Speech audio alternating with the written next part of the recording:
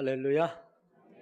호산나 주일은 예수님께서 예루살렘으로 입성하실 때 그를 따르는 자들이 이스라엘 전국 각처에서 자기들이 준비한 것을 가지고 와서 예루살렘으로 들어가는 길목인 감람산에서 텐트를 치고 예수님이 오시기를 기다렸어요. 그리고 그들이 준비해온 종려나무가지를 손에 들고 호산나 외쳤어요. 호산나, 히브리어로 호쉐이나인데 우리말로 호산나라고 하는데 이것은 이제 우리를 구원하소서 이런 뜻이에요. 그리고 승리라는 뜻이 담겨 있었어요. 이 종려주일에 예수님께서 예루살렘 성에 올라가실 때 이 감람산에 모여서 호산나를 외쳤던 이들의 군중들을 생각하며 이 모습이 이 요한계시록에서는 없을까 묵상하는 가운데 오늘 본문이 떠올랐어요. 마태복음, 마가복음, 누가복음, 요한복음, 사복음서 모두에서요 이 종려주일이 시작되는 이 호산나를 외치는 장면이 소개가 되고 있어요. 그런데 이들이 한때 예수님에게 승리가 있다고 호산나를 외쳤지만 예루살렘에 입성했을 때 이들이 또 예수님을 십자가에 못 박으라고 배신한 사람들이에요. 이게 사람들의 모습이란 말이죠. 그러니까 이 감람산에서 이루어졌던 호산나의 찬양과 외침은 완전한 것이 아니죠. 불완전한 것이죠. 지상에서는 완전한 게 없어요. 그런데 오늘 본문에 나오는 요한계시록에서의 이 종려나무를 손에 들고 호산나 외치는 이들의 모습은 완성된 종려주일의 모습이라고 보는 거예요. 오늘 읽은 본문 말씀은 9절부터 읽었지만 1절부터 8절까지는 지상교회의 존재의 모습에 대해서 설명하고 있다면 오늘 본문 말씀은 천상교회의 모습을 그려내고 있는 장면입니다. 또 오늘 말씀에도 뭐라고 표현하고 있냐면 셀 수 없는 수많은 사람이 나오는 것으로 소개가 되고 있어요. 9절 한번 읽어볼까요? 이 일 후에 내가 보니 각 나라와 족속과 백성과 방언에서 아무도 능히 셀 수 없는 큰 무리가 나와 흰옷을 입고 손에 종려가지를 들고 보좌 앞과 어린 양 앞에 서서, 앞에서는 각 지파마다 12,000명씩, 르벤 지파에서 12,000명, 그리고 또 유다 지파에서 12,000명, 아셀 지파에서 12,000명 해서 14만 4천 명이라고 하고, 그것을 발표한 후에 이힐 후에 또 셀 수 없는 수많은 사람이 보좌와 어린 양 앞에 나왔다라고 말하는 것은 이 숫자가 셀 수 없는 숫자. 그러니까 구원받은 사람의 숫자가 뭐 지파별로 딱 12,000명씩 정해져 있겠어요? 그건 아닌 거지. 각 지파마다 구원받을 사람들이 헤아릴 수 없이 많이 나올 것이다 라고 하는 것을 보여주는 거죠. 자, 오늘 예수님이 예루살렘 입성하실 때 시작되었던 이 종려주일이 흰옷 입은 수많은 사람들이 예수님의 어린 양 보좌 앞에서 종려나무가지를 흔들며 구원의 완성을 외쳤던 이 모습 속에서 종려주일의 완성의 모습을 보는 것입니다. 이 사건을 통해서 하나님이 우리에게 전달하시고 싶은 메시지가 무엇일까? 오늘 말씀을 통해 그 해답을 찾아보려고 합니다. 첫 번째로 우리에게 주시는 메시지, 성도는 거룩한 영성으로 하나님과 어린 양의 절대 주권을 인정하고 공표하는 모습이어야 합니다 라고 하는 거예요. 오늘 또 흰옷 입은 사람이 보좌 앞과 어린 양 앞에서 종려나무가지를 들고 구원이 오직 어린 양에게 있다 라고 외치는 장면이에요.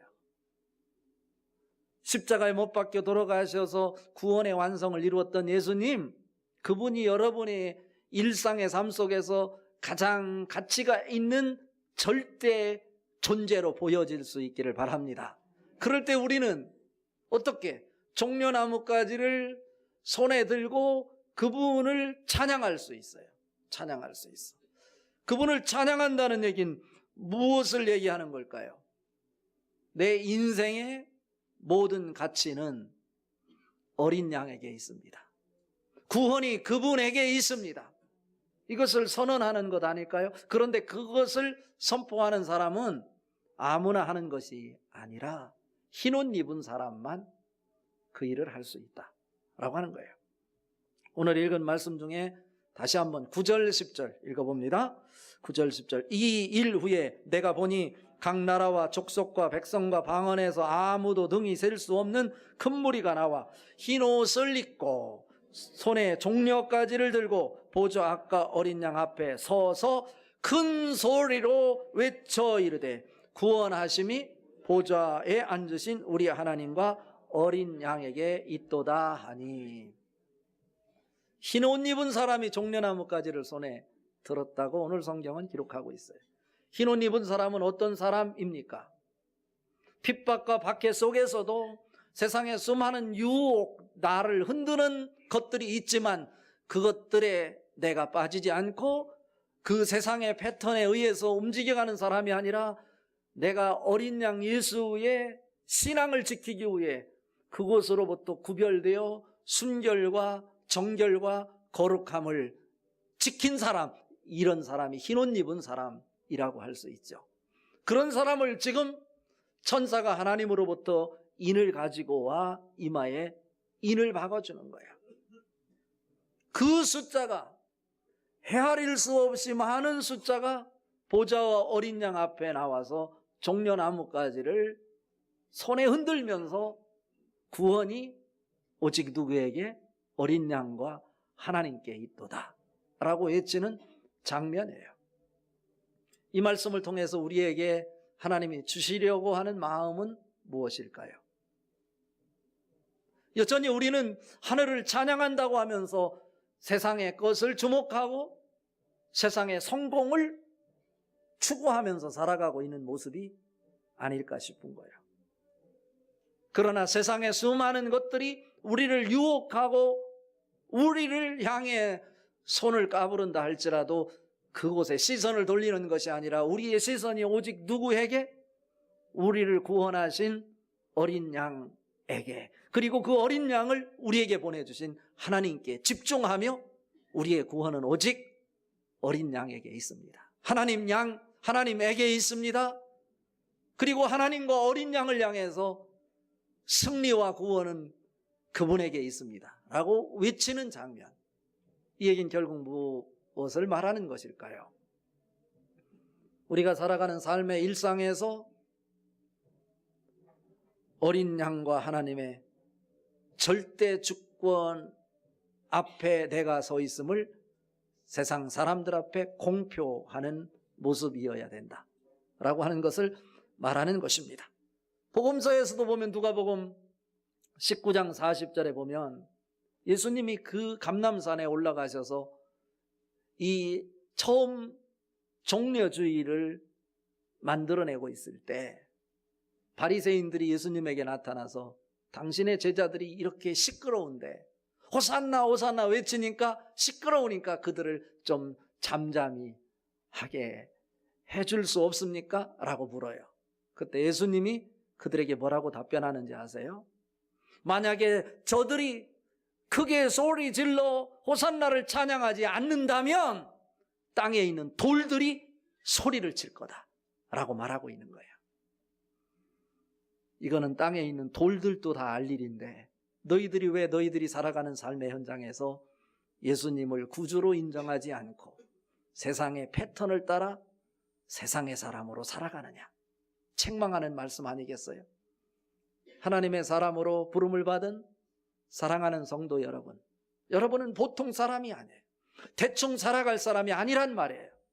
오늘 또 여러분의 삶의 현장에서 예수님이 여러분에게 가장 크게 보여 그분을 붙잡고 살아가되 그분이 나의 구세주이시고 나의 소망이심을 세상 사람들에게 만방에 선포하고 공표하는 모습일 수 있기를 바랍니다.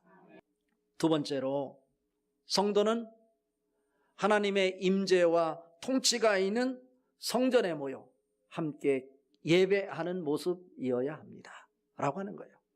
어떻게 예배해야 되나요? 이들의 모습을 한번 살펴볼까요? 구원받은 성도들이 종려나뭇가지를 꺾어 손에 들고 오직 구원이 어린 양과 하나님에게 있습니다라고 외치는 이 소리를 지켜보고 있던 천사가 보좌 앞과 네 생물과 24장로 앞에 서 있다가 보좌 앞에 엎드려 경배하는 장면이 오늘 본문에 소개가 되고 있어요. 11절 12절 한번 읽어보겠습니다. 모든 천사가 보좌와 장로들과 네 생물의 주위에 서 있다가 보좌 앞에 엎드려 얼굴을 대고 하나님께 경배하여 이르되 아멘. 찬송과 영광과 지혜와 감사와 존귀와 권능과 힘이 우리 하나님께 세세토록 있을지어다. 아멘 하더라. 멋있지 않아요? 단순히 구원받은 사람만 종려나뭇가지를 꺾어 들고 흔들면서 천상교회에서 있어지는 장면인데요. 보좌 어린 양 앞에 구원이 누구에게 있다고요? 하나님과 어린 양에게 있다라고 외치는데 그 장면 자체도 상상을 초월할 정도로 이야 감탄해요. 감동이에요. 그런데 그 모습을 지켜보고 있던 누가? 모든 천사들이, 오늘 보니까 천사들이 갑자기 그들의 찬양에 화답하는 응답송으로 어떻게 말하느냐면 그들이 갑자기 보좌 앞에 엎드려 얼굴을 땅에 대고 경배하여 이르되. 경배가 뭐예요? 예배 아닙니까?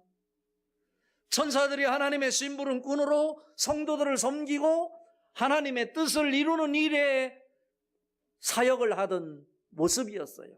그런데 갑자기 구원받은 사람들이 종려나뭇가지를 흔들며 구원이 어린 양에게 있다고 외치는 그 장면 앞에 천사들도 감동을 하고 보좌 앞에 엎드리는데 그냥 엎드리는 것이 아니고 얼굴을 땅에 대고. 얘긴 뭐예요? 나는 감히 하나님 앞에 얼굴을 들을 수 없는 존재입니다. 오직 하나님만 영광 받으시옵소서. 이런 모습 아니에요? 찬송과 영광과 지혜와 감사와 존귀와 권능과 힘이 누구에게? 우리 하나님께 영원 세세 무궁하도록 있을지어다. 아멘. 이렇게 모든 영광은 누구에게 돌려져야 된다는 거예요? 하나님께 돌려져야 된다라고 하는 것을 보여주는 거예요. 그런데 누가 이런 모습을 보인다고요? 종려나뭇가지를 들어 어린 양과 하나님에게 구원이 있음을 외치는 이 구원받은 사람들, 흰옷 입은 사람들, 그 모습을 바라보고 있던 모든 천사가 갑자기 보좌 앞에 엎드려 얼굴을 땅에 대고 하나님을 향해서, 얼굴은 땅에 댔지만 그 마음만은 어디를 향해서? 하나님을 향해서 우리 하나님께 세세 무궁하도록 있을지어다. 뭐가? 7가지 속성이. 이것은 예배하는 장면이에요. 혼자 모여서 기도하는 것도 중요해요. 혼자 찬양하는 것도 중요해요. 그러나 종려주일의 이 완성된 모습을 통해서 우리에게 보여주는 것은 어느 한 천사가 그랬다는 것이 아니고 그것을 지켜보고 있던 모든 천사가 어디에서? 성전에서 하나님이 계신, 어린 양이 계신 보좌 앞에 엎드려 얼굴을 땅에 대고 모든 영광을 하나님께 올려드리는 장면입니다. 이것은 예배하는 장면이에요. 예배하는 장면, 보좌 앞에 엎드리는 장면이라고 할 수 있죠. 오늘 또 여러분 삶 속에서 여러분이 하나님 마음을 품고 살아가시되 하나님이 정해놓은 거룩한 주일은 한 곳에 모여 함께 머리를 땅에 대고 하나님만을 향해서 예배하는 모습일 수 있기를 바랍니다. 오늘 말씀의 결론입니다. 결론은요, 성도는 자신을 주님께 드리는 섬김의 사역을 통해 하나님의 위로를 경험하는 자이어야 합니다. 여기 두 단어가 있어요. 뭐라고요? 섬김을 통해. 어디에서 섬기냐면 주님께 드리는 섬김을 통해 하나님의 위로를 경험하는 자들이어야 된다. 이 말씀 속엔 무슨 의미가 내포되어 있냐면 우리는 이 땅을 살아가는 동안 시간과 공간의 제약 속에서 살아가기 때문에 늘 상처를 입게 돼 있고 환경의 지배를 받을 수밖에 없어요. 그래서 우리는 위로가 필요한 사람이에요. 위로가 필요한데 이 세상에 여러분을 위로해 줄 사람 아무도 없어. 아무도 없어. 몸이 아파서 죽어가는데 그 죽음을 책임져 줄 사람이 없다니까요. 자기의 사랑하는 사람도 남편도 아내도 자녀도 그 죽음을 막을 수가 없어요. 그러나 우리의 죄와 질병을 다 짊어지시고 십자가에 못 박혀 돌아가셔서 우리를 영원히 살 수 있도록 구원의 완성을 이루어 주신 예수 그리스도, 그분을 붙잡으면 그분 때문에 우리는 죽지 않고 영원히 살 수 있는 것입니다.